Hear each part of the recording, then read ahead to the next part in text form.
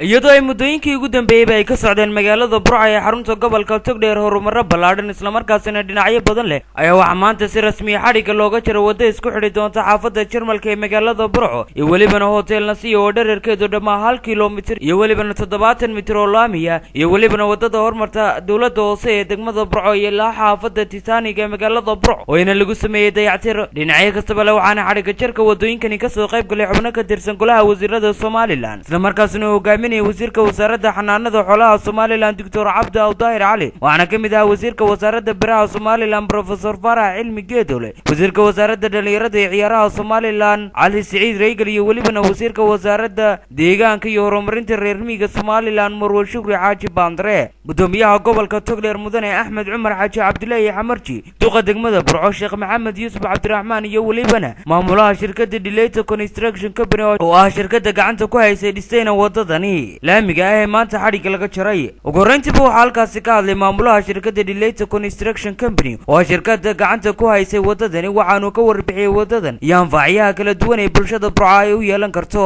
horumarka codkiina wuxuu ka bilaabmaa wadooyinka iyo bulshada oo isbedesha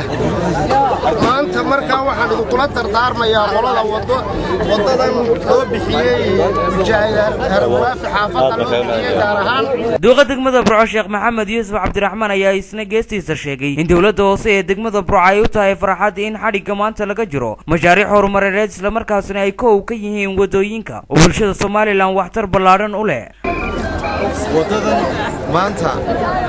aanu taaganahay baan doonaynaa wasiiradu inay noo furaan waa wado 1 kiiloomitir ah aduu 1 kiiloomitir iyo 70 mitir oo ka bilaabaysa Nasiyo hotel ama Egas Awaala Safar halka laamiga kaga darsan xagga dambena waxay gaadhaa iskuulka institute loo jiray Jarmalka ayay gaadhaa mudane wasaaradda waxaanu maanta halkan rajeynaa wadada inay noo furtaan wadada lacag badan kharash badan baa ku baxay lacag ilaa 150 oo dollar ah oo siyaada ayaa 150 oo dollar iyo waliba siyaado ayaa gashay wasiirka wasaaradda xanaanada xoolaha Somaliland Dr. Cabdi Awdaahir Cali wasiirka wasaaradda beeraha Somaliland Professor Farah Cilmi Geedole iyo welibana wasiirka wasaaradda deegaanka iyo horumarinta reer miyiga Marwo Shukri Xaaji Bandare gudoomiyaha gobolka Togdheer Mudane Axmed Cumar Xaaji Cabdullaahi Xamarji oo iyana munaasabadaasi hadal ka soo jeediyay ayaa waxa hadaladoodii kamid ahaa shacabka gobolka Togdheer maamulka degmada gudoomiyaha gobolka ee suura galiyay maanta inay dhisaan wadada badan leh reer Togdheer waanu salaamaynaa sida wanaagsan ee waxqabadka ah ee horumarka ah ee walaaltinimada ah ee ay gobolkooda uga shaqeynayaan annagana noola shaqeynayaan maamulkooda ula shaqeynayaan aad iyo aad baan uga mahad celinaynaa waxaan aad iyo aad ugu mahadnaqaynaa madaxda gobolka iyo madaxda degmada Burco horumarka weyn ay ka wadaan gobolka iyagoo la tartamaya gobolada kale reer Togdheer qalbigiiyo waxa yeelaysaan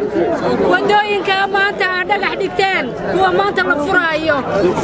daaraha quruxda badan ee dalkeena maanta aad arkaysaan halkaysaan la tartamaysaan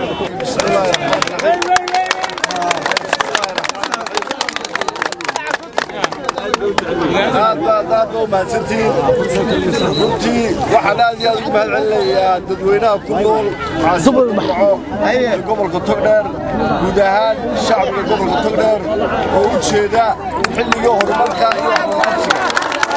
intaasi kadib waxaa wadadaasi si rasmi ah xariga uga jartay wasiirka wasaaradda deegaanka iyo horumarinta reer miyiga Somaliland Marwo Shukri Xaaji Bandare waxaana sidoo kale xariga laga jaray wadada hormarta dawladda hoose ee degmada Burco ilaa xaafadda Titanic ee magaalada Burco oo iyana dib u habeyn ballaaran lagu sameeyay si kastaba haatee dawladda hoose ee degmada Burco ayaa muddooyinkii ugu dambeeyayba waxay ka waday magaalada Burco horumarinta bilicda guud ee magaalada Burco oo ay ka yihiin wadooyinku وخالد بكيله شبكة وركي عالمي Qorligud News مقالة برعو